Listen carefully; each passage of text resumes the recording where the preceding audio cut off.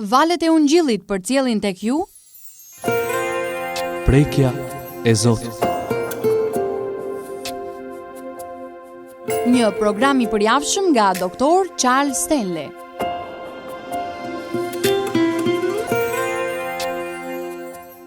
Perëndia do që ne ta duam, ta dëshirojmë atë, të kemi një miqësi të ngushtë, një marrëdhënie të qëndrueshme dhe të thellë me të.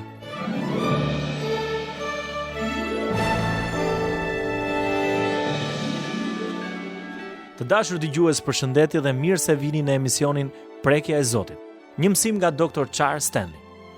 Industria e argëtimit është e mbushur plot me njerëz që janë konsideruar si yje. Këta aktor, muzikantë dhe atlet, edhe pse adhurohen nga miliona njerëz, vuajnë nga një vetmie të tmerrshme e brendshme. Materialisht mund të kenë gjithçka, por pasuria, polloku, edhe fama janë shumë pak për të kënaqur një shpirt bosh. Sot Dr. Stanley na kujton se, si të pasur apo të varfër, të gjithë do të jemi bosh brenda nesh, nëse nuk kemi një marrëdhënie të ngushtë me Zotin. Vetëm Perëndia mund ta kënaqë një zemër të vuajtur. Vetëm ai mund të kënaqë urinë dhe etjen e vërtet për të.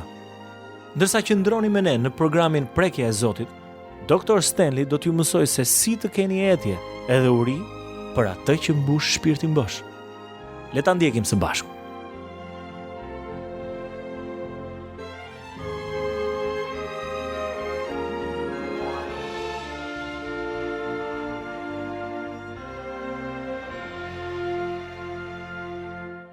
Sa herë që mendoni rreth urisë dhe etjes, pa dyshim që i konsideroni si vepra të Perëndisë, apo jo? Kjo është mënyra se si vazhdon të jetojë trupi ynë. Nëse trupi ynë nuk do të ketë ushqim dhe ujë, ne nuk do të mund të jetojmë gjatë, sidomos pa ujë. Kështu, çfarë mendoni për kënaqësinë që ju japin dëshirat fizike? Janë një sër gjërash që më vinë në mend. Sot do të shikojmë se çfarë e kënaq dëshirën tuaj shpirtërore. Dhe pyetja është: a keni patur vërtet ndonjëherë oreks shpirtëror? Dua të shkojmë së bashku tek Psalmi 42. Lexojmë 2 vargje. Dëgjoni se çfarë thot Davidi teksa mendon për jetën e vet dhe çfarë po ndodhte specifikisht në atë kohë. Le t'ju tregoj pak më shumë për situatën. Në këtë moment, Davidi ishte larg nga Jeruzalemi dhe mund të ketë qenë koha kur djali i tij, Absalomi, i kishte ngritur njerëzit kundra Davidit dhe ishte rebeluar kundra tij. Pa dyshim, Davidi e kishte përjetuar këtë situatë dhe ishte i sprovuar disa herë, sepse shohim që e fillon këtë psalm duke folur rreth një dreri që gulçon. Dhe ju e dini, një kafsh gulçon kur është duke vrapuar. Kur e shikoni teksa gulçon, mund të ndjeni të njëjtën gjë si ai. Kështu që ka shumë mundësi që Davidi ta ketë parë këtë skenë diku pranë një proje apo liçeni të vogël. Dhe ndërsa e shite, ka shumë mundësi të ketë menduar rreth kësaj, edhe më vonë e ka shkruar. Por le t'i lexojmë këto 2 vargjet e para të Psalmit 42. Ashtu si suta ka një dëshirë të madhe për rrëket e ujit, kështu shpirti im ka një dëshirë të zjarrt për ty, o Perëndi. Shpirti im ka etje të madhe për Perëndin e gjallë. Ka shumë mundësi që kur e ka parë këtë pamje, ka qenë në një moment të jetës ku ishte i etur dhe i uritur. Mendoj si Davidi ka patur një dëshirë të zjarrt që gjërat të bëheshin në mënyrën e duhur. Davidi e dinte mirë në zemrën e tij që ishte në një telash të madh. Ai e dinte thellë brenda zemrës së tij se për çfarë kishte nevojë më shumë, dhe kjo ishte marrëdhënia me Zotin. Dituria në zemrën e tij ishte çelësi i gjithçkaje. Ja se çfarë thot këtu.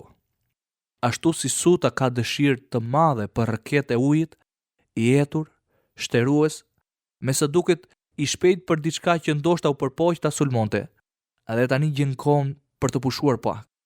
Më pas ai thot: kështu Zot, shpirti im ka një dëshirë të zjarrt për ty, për Perëndin e gjallë.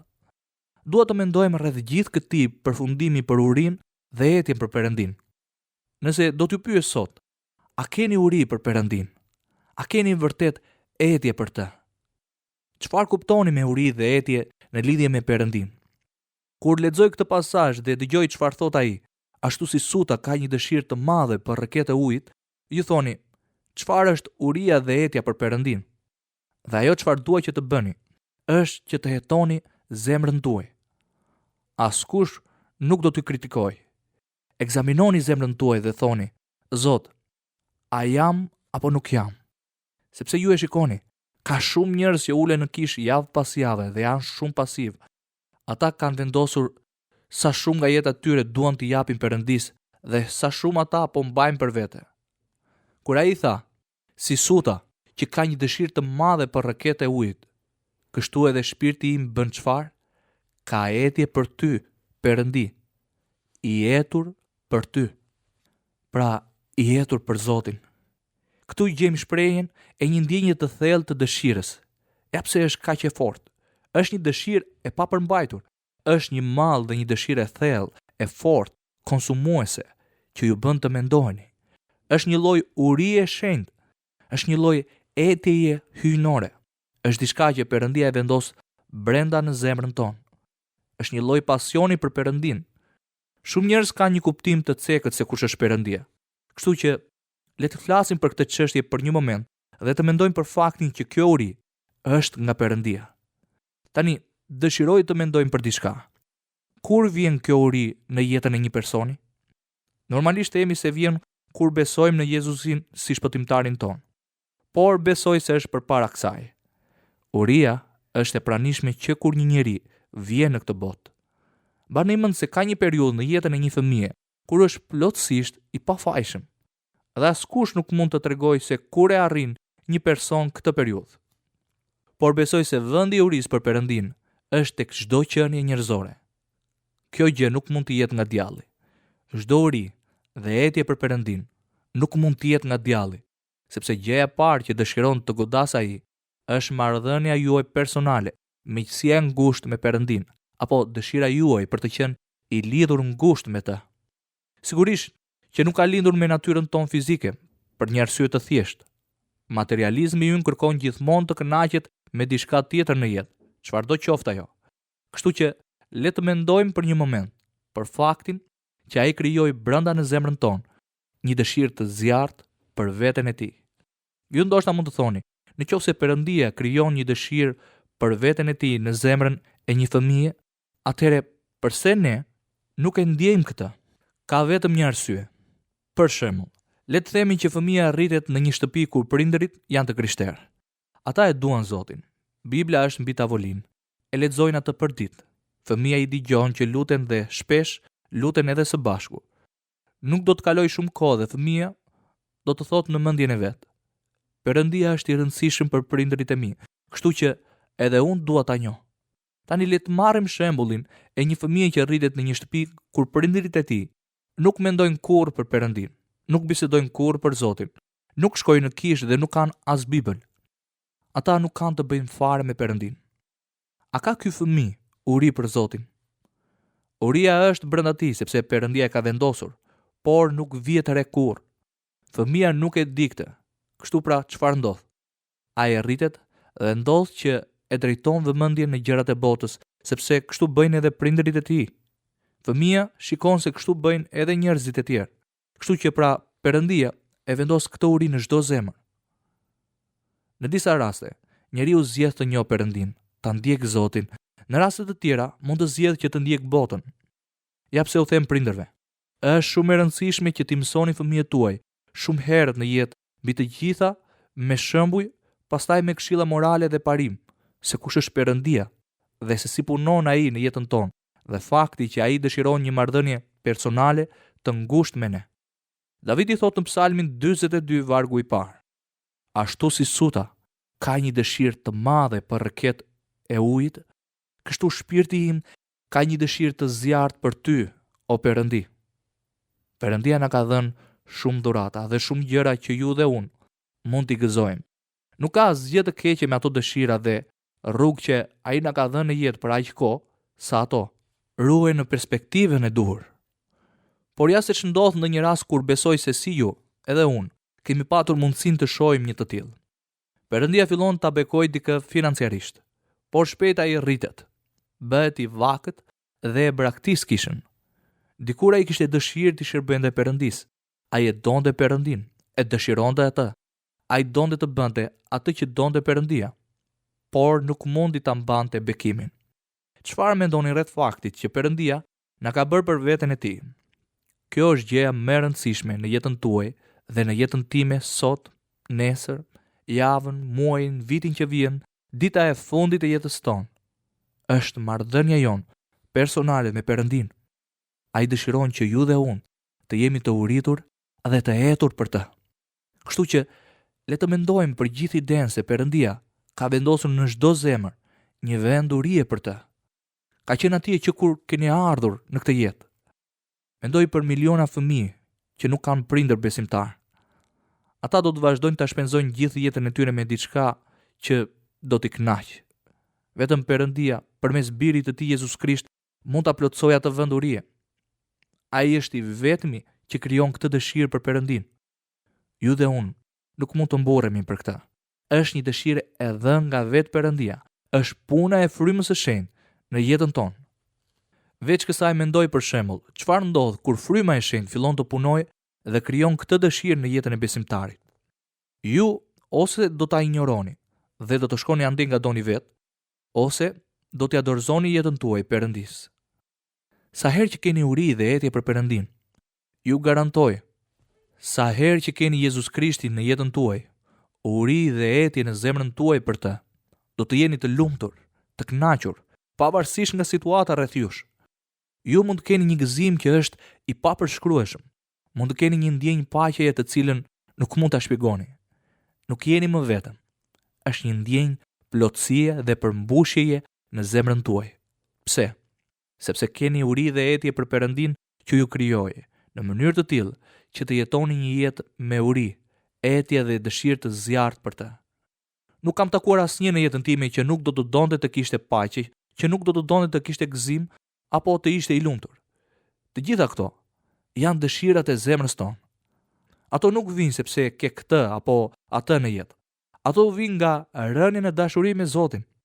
Vetë Perëndia nëpërmjet Birit të Tij, Jezus Krishtit, dhe bashkimit me të, derdh brenda nesh atë vetë. Sa herë që keni dëshirë për ta njohur atë, uri dhe etje për ta njohur Zotin, nuk ka rëndësi se në çfarë situata ndodheni. Kur Perëndia punon në jetën tuaj, do të keni qetësi dhe kënaqësi. Ju mund të keni mosmarrveshje në shtëpi ose në punën tuaj dhe ndoshta mendoni si mund të kënaqem me këtë që po ndodh. Do ju a tregoj tani. Sa herë që keni uri dhe etje për Perëndin, do të shkoni në fjalën e Tij. Uria dhe etja do t'ju bëj që të flisni me të, të ndani zemrën me të, bën që të keni një kënaqësi dhe paqe që kjo botë nuk mund ta kuptojë. Pse? Sepse Aty ynë tha, ai na krijoi për veten e Tij. Nuk ka rëndësi se çfarë po përjeton në jetë. Sigurisht nuk është një eksperiencë që vjen menjëherë. Tani unë jam i uritur dhe i jetur për Perëndin. Jo, Perëndia nuk ka kufi. Ai nuk ka fund. Brenda nesh nuk do të ketë asnjëherë një kohë kur të mos jemi të uritur dhe të etur për të. Nëse ne jemi duke ecur në vullnetin e Tij. Sa dëshirojmë të kuptojmë rreth Perëndis në këtë jetë. Kush e di? Dhe vjen një ditë në jetën tuaj kur me siguri kuptoni më shumë se sa mendonit që do të kuptonit. Por e dini çfarë? Ka kaq shumë për të mësuar për të. Eksperienca e të qenit i dashuruar me Perëndin na sjell në këtë konkluzion. Dhe nuk është thjesht ta njohim atë, por ta përjetojmë atë. Teksa mendoj për prezencën e Perëndis në jetën time, ndonjëherë nis të qaj. Nuk është diçka që e kam planifikuar apo se më kujtohet diçka e keqe që më ka ndodhur. Është thjesht prekja e Perëndis. Dhe mos harroni këtë. Ju nuk do të jeni kurrë në gjendje që t'i jepni atij aq sa duhet. Çfarë mendojmë kur themi, nëse jap atij 10, do të marr 15. Nëse jap të 10-ën, do të bekohem. Por nëse jap më shumë se kaq, e dini çfarë? Bekimi më i mrekullueshëm i Perëndis është prekja e prezencës së Tij. Prekja e fuqisë së Tij në jetën tuaj. Në qoftë se do të mendoni për këtë, nëse do të përmbushni gjërat që Perëndia do të bëjë në jetën tuaj, atëherë do të keni një uri dhe etje të madhe për të. Sepse nëse nuk jeni i uritur dhe i jetur për Perëndin, do të jeni i uritur dhe i jetur për diçka tjetër ose për dikë tjetër. Sepse ne kemi një dhënie të thellë nga Zoti, nxitje të qëndrueshme dhe uri në jetën tonë.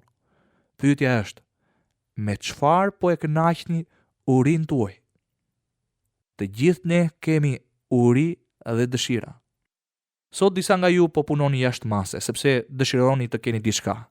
A ka ndonjë gjë të keqe me këtë? Jo. Për aq kohë sa nuk do të konkuroj me dashurinë dhe devotshmërinë tuaj për birin e Perëndisë. Dhe kur mendoj për këtë, mendoj për faktin që ju dhe unë nuk do të jemi kurrë në gjendje të përmbushim dhe realizojmë gjithçka që Perëndia ka për ne, derisa të kemi uri dhe etje për ta. Sepse besoj e kuptoni që ky është njëri nga kriteret. Perëndia mund ta besoj një person që është i uritur dhe i etur mbas tij. Perëndia mund t'ju besoj dhe t'ju jap mundësi të plotsoni dhe të përmbusheni në jetë. Ky është proces dhe rritet, ndërsa kaloni më shumë kohë me Perëndin. Kjo është me të vërtetë helbësore nëse ndodh. Kur shikoj mbrapa dhe ndonjëherë kthehem dhe lexoj ditarët e mi dhe mendoj rreth gjërave që kam shkruar, pyes Zotin: Zot, a është kjo gjë sot kaq larg sa më dukej atëre? Pastaj mendoj për kohën që kam kaluar në lutje, duke medituar për gjërat që tashmë nuk më hyjnë fare në sy. Gjithashtu mund të lexoj për luftrat e mia të besimit. Mendoja se si i thoja Zotit: Perëndi, të lutem, po të besoj për gjërat që kurrë madje nuk i kam përcjellë në përmend deri më sot. E gjithë kjo, sepse të qenit, i uritur, i etur, të paturit e një dëshire të zjarrt për të, është një gjë progresive që rritet vazhdimisht. Ju mund të pyesni, çfarë bën atë të rritet? Uria për Perëndin. Kur të filloni të keni uri për Perëndin, jeta juaj do të ndryshojë. Dhe uria do të rritet e rritet. Është një uri që nuk ngopet kurrë, nuk kënaqet kurrë. Çfarë paradoksi shpirtëror, ne themi, nëse keni uri dhe etje për Perëndin, ai do të kënaqë çdo dëshirë të zemrës tuaj. Dhe nga ana tjetër themi, por nuk do të ngopeni kurrë. Nuk ka asnjë lloj kontradikte këtu. Sa më shumë ta njohësh Zotin, aq më shumë dëshirë ke për të. Ju mund të keni shumë gjëra. Kur marrëdhënia juaj me të është në rrugë të drejtë dhe duart tuaja janë gjithmonë të hapura dhe pranuese, do t'i thoni Perëndis: ju mund ta merrni këtë dhe atë. Por nëse i mbani dhe i shtrëngoni fort disa gjëra ose disa persona, këtu ka diçka që nuk shkon. Perëndia do ta kënaqë zemrën tuaj për aq kohë sa gjërat e tjera nuk do të zënë vendin e tij në jetë. Davidi thot në Psalmin 42 vargu i parë: ashtu si suta ka një dëshirë të madhe për rrëket e ujit. E kuptoni? Do të them, ai është i etur dhe ka për të patur ujë. Sa nga ne ndjejnë se kanë më shumë nevojë për Perëndin? Të gjithë. Sa shumë prej jush shikoni tërë reputacionin tuaj, jetën dhe çështjet tuaja personale, të gjitha këto gjëra dhe thoni: çfarë është më e rëndësishme për mua? Nëse Zoti nuk është i pari në listë, atëherë do të jetë një betejë e humbur. Është e kohë të lësh diçka ose dikë të vihet midis jush dhe Atit. Ndodh që vini në një pikë në jetën tuaj që unë e kam përjetuar shumë herë, që zgjohem në mes të natës dhe Zoti donte t'i fliste zemrës time për diçka. Ndonjëherë kam thënë: Perëndi, dua vetëm të më përqafosh o Zot, dhe dua të përqafoje. Dhe ndonjëherë në marrëdhënien time personale me të, është sikur nuk mund të marr mjaftueshëm. Duket sikur nuk e kam prekur dhe ndier aq sa do të doja.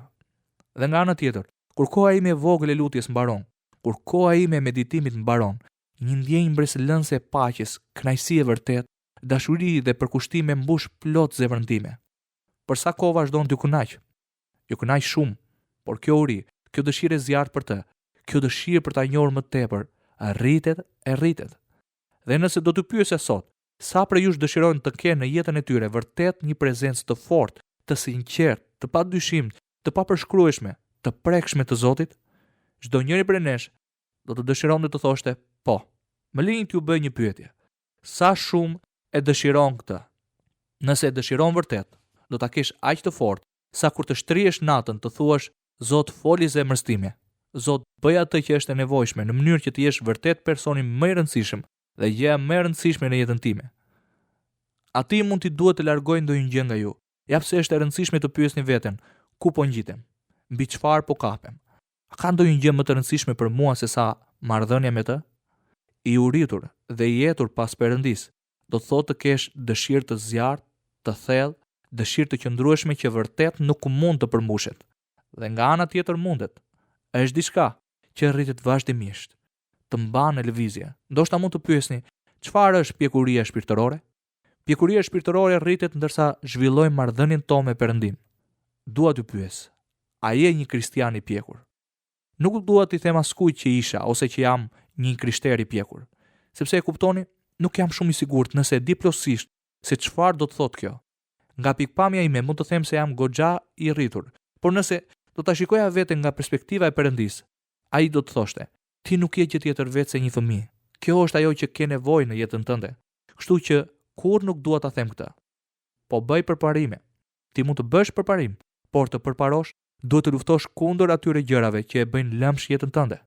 Për shembull, një nga gjërat e të qenit i uritur dhe i jetur për Perëndin është që e dini se ai është në qendër të jetës tuaj gjatë gjithë ditës. Me fjalë të tjera, nëse keni uri dhe etje për të, nuk ka kuptim të thoni: kam nevojë të shkoj diku dhe të lutem. Nuk ka asgjë të keqe me lutjen.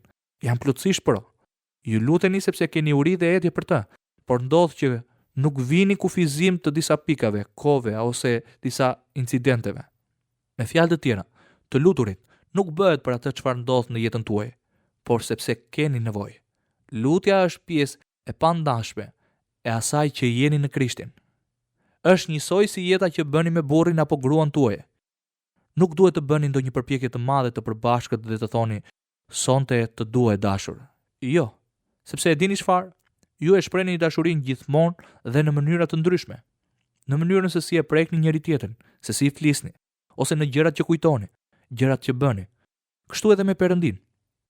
Vetë fakti që kur kemi uri dhe etje, një dëshirë të zjarrt për të, ai do të jetë gjithmonë aty.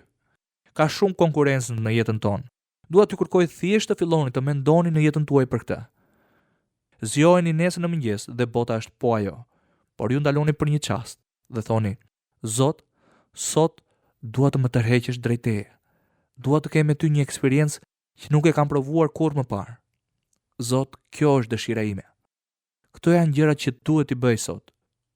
Dua të jesh i vërtet me mua, që ndërsa bëj këto gjëra, të ndjej dhe të prek prezencën tënde. Nxit uri për ty brenda meje. Krijo një dëshirë më të thellë për ty në zemrën time.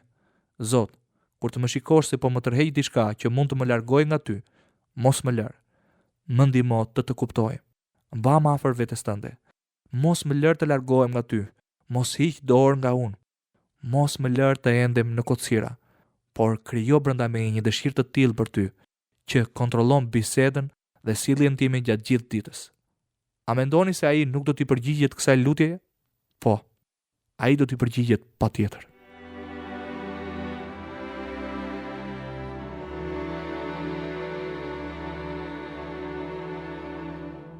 A dëshiron të jesh më afër me Zotin edhe ta njohësh atë personalisht?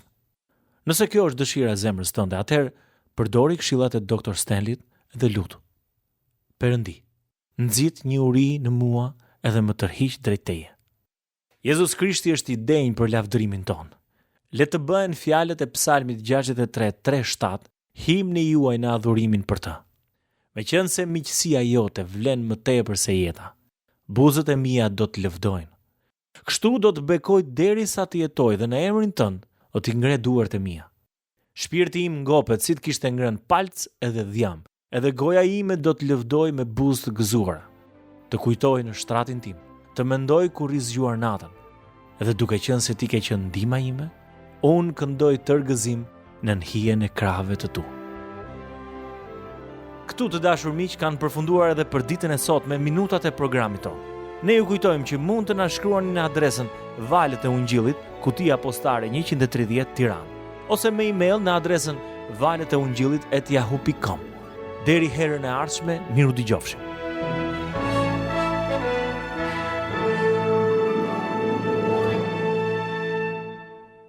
Ndoqët programin Prekja e Zotit. një prodhim i organizatës radiofonike Valët e Ungjillit.